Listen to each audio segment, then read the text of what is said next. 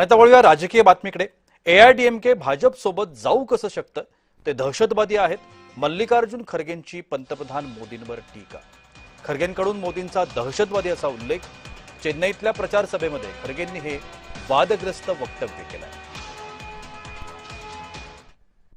How this AIDMK people who themselves put the photo of Annadurai and the party itself is Annadurai, how can they join with Modi, who is a terrorist and who won't believe in equality?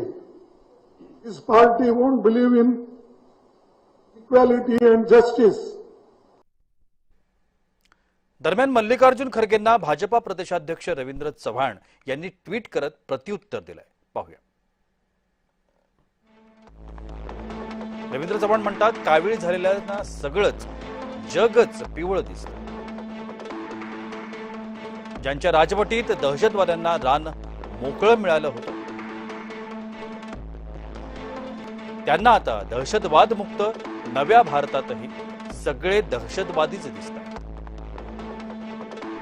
Kharge साहेब, दुसऱ्याला दोष देण्यापूर्वी दहशतवाद्यांवरच्या मोहब्बतनं सजलेला काँग्रेसचा इतिहास एकदा वाचाच।